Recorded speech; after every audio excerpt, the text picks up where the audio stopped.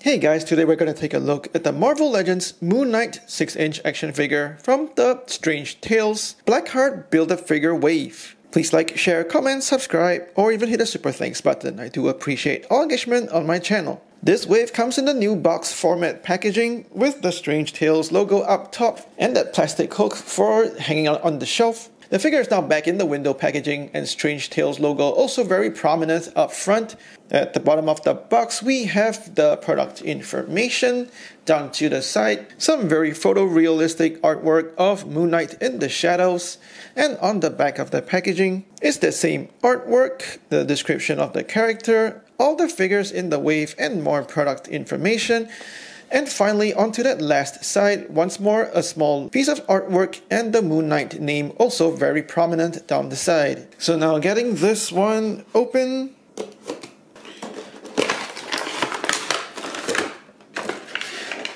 The figure is held on the plastic tray. He comes with his staff, two fists, some crescent weapons, and Ankh, and the Blackheart Build-A-Figure head.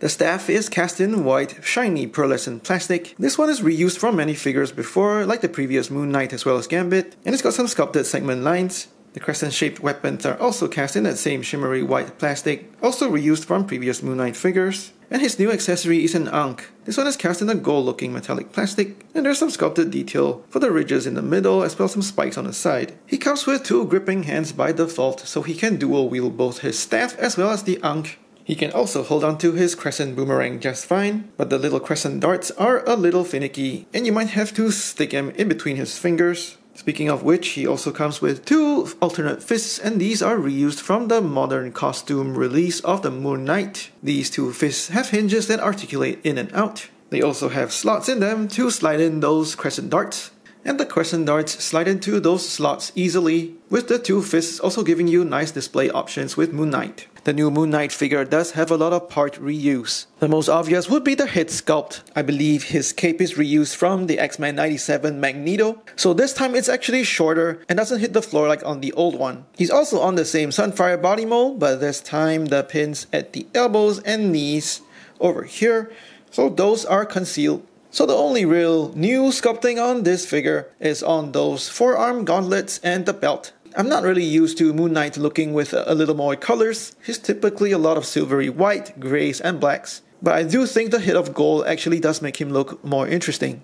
The black paint on the inside of the white cape also lends a nice contrast to make the silhouette of the figure stand out. On the previous figure, Hasbro used a lot of white plastic with silvery white paint on top, like in the eyes, the crescent logo, and a couple of elements on his belt to add a bit more contrast to a mostly white figure. This time around on the new figure, the silvery white paint is substituted with a flat white, and that flat white color is seen on his eyes and on that larger crescent logo that's also outlined on his chest. So it's clean and it still stands out despite not having that same shimmer on the old figure. An additional hit of paint is also on the inside of his neck, where it's painted that same shade of dark grey as his mask and the back of his cape. So it makes the inside of his hood and his mask appear darker and stand out more against most of the white of his body. Being the same sculpt, the hood also still has the seam line all the way on top, how it gathers at the hood over here, and there still folds in the fabric. However, because of the animated aesthetic from the X-Men Magneto cape, the folds on the cape are a lot neater with cleaner straight lines, and that contrasts a little bit with the more natural looking folds in his hood. The cape also still pegs in with that peg into the hole on his back. Popping his head off, you can see the paint applications on the top of his torso a lot more clearly. Now taking a closer look at his golden belt as well as his wrist gauntlets. I like that there's gold paint to bring out the scarab and it looks more prominent on his belt as well as his gauntlets. Nice textured detail once more, and I like how this adds a lot more depth to a more basic looking body. There's not much more paint applications to speak on the back of the figure, but when we get down to his calves, they're also painted that same shade of gold. So on the overall, the gold paint doesn't match the gold plastic of his belt and his gauntlets. But I would give Hasbro a pass because at least that gold paint looks similar in shade compared to the scarab. For articulation, his neck is on a ball hinge, so he does look sideways, but he can't really go 360 because of that friction between the cape as well as his hood. Looking down that much because he's just hindered by the hard plastic hood, and also looking up just that much. Typical butterfly joints at the shoulders, we're going forward and then backward that much. Swivel hinge at the shoulders that go all the way around, as well as coming out a very good bit. Upper bicep swivel for 360 spin. Double hinged at the elbows for quite good range beyond 90 degrees. Swivel hinge at the wrist for 360 spin and articulating down as well as up.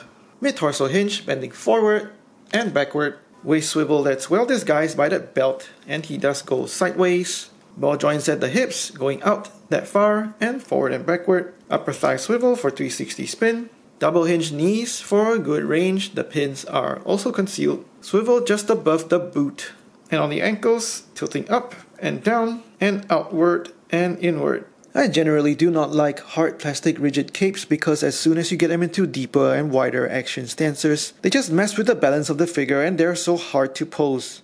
I do already have a custom posable soft goods fabric cape that was made for the previous Moon Knight, but seeing as how the new one has that dark grey paint on the inside of the cape, I would probably want to get a new posable cape with a dark grey to make the silhouette of the figure stand out against the darker background. But as you can see with the posable cape over here, the playability and just the general way that the figure presents itself already looks so much better.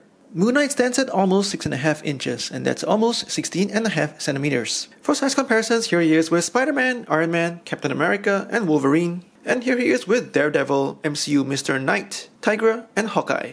And for comparisons with other lines, here he is with G.I. Joe Classified Series. If you only need one Moon Knight figure in your collection, I'm tempted to say this is it. While there's almost too much reuse, this figure fixes the oversized cape on the previous version, and the gold elements makes it more interesting to look at and aesthetically pleasing. However, while we're starting to get soft goods capes on retail action figure lines, it still bugs me quite a lot that Hasbro is still stuck with the hard, clumsy plastic capes. Should we be getting posable, soft goods, fabric capes on main retail lines already? Let me know in the comments below. Please like, share, subscribe, or hit the super thanks button. Thanks for watching, take care, and stay safe.